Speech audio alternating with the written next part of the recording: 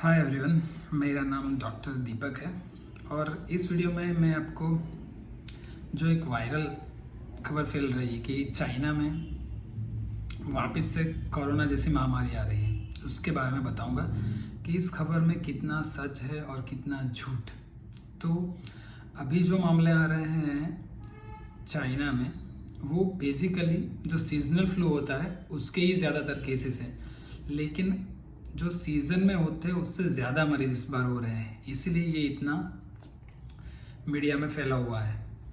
लेकिन ये कोई नया वायरस या बैक्टीरिया नहीं है, जो पहले से ही जो वायरस है जैसे कि एडिनो वायरस है, इन्फ्लुएंजा है, रेस्पिरेटरी सिंसिटिव वायरस है और जो बैक्टीरिया है माइकोप्लाज्मा न्यूमोनी, उसके ही केसेस आ रहे हैं। ये नया कोई वायरस या बैक्टीरिया नहीं है, तो घबराने की कोई ज़रूरत नहीं है।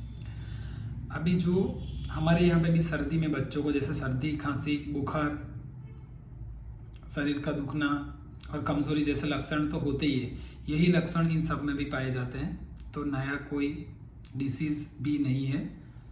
और अगर यहाँ पे ये होता भी है तो इसके लिए दवाई और वैक्सीन तो पहले से ही अवेलेबल है, तो इसमें आपको घबराने की कोई ज़रूरत नहीं है।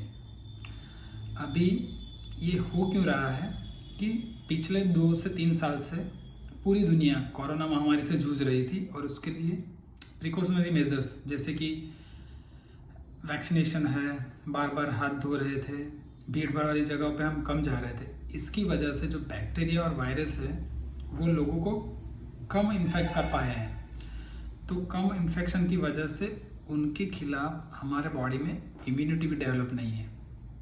ठीक है, अगर हमारे शरीर में कोई भी वायरस या बैक्टीरिया जाता है तो उसके खिलाफ हमारी बॉडी एंटीबॉडी प्रोड्यूस करती है, जिससे हमारे शरीर में इम्यूनिटी का डेवलपमेंट होता है। लेकिन ऐसा पिछले 2 से 3 साल में नहीं हुआ, क्योंकि लोगों का एक्सपोजर ही कम था और बहुत सारे प्रिकॉशन ले रहे थे। अभी जैसे ही इस साल से पूरी दुनिया में कोरोना के जो प्रिकॉशंस थे वो हट गए हैं, तो जैसे ही से सडन हट गए और ये सर्दी का मौसम आया तो वैसे भी फ्लू रहता ही है। लेकिन चाइना में क्या हुआ कि जैसे ही प्रिकॉशनरी मेजर हट गए और वहाँ पे एक साथ फ्लू के मरीज बहुत ज़्यादा बढ़ गए, और उसमें भी जो बैक्टीरिया है माइकोप्लाज्मा न्यूमोनी, उसके केसेस सबसे ज़्यादा है। अभी इस बीमारी में बहुत माइल्ड लक्षण होते हैं और बहुत ज़्यादातर केसेस में हॉस्पिटलाइजेशन की भी ज़रूरत नहीं पड़ती, घर पे ही ठीक हो जाते हैं। और उसके लिए दवाई और वैक्सीन सारे हॉस्पिटल्स में अवेलेबल है। हमारे यहाँ इंडिया में भी बात की जाए तो हमारे पास उसके खिलाफ लड़ने की सुविधा पहले से ही है, इसलिए किसी को घबराने की ज़रूरत नहीं है। Thank you.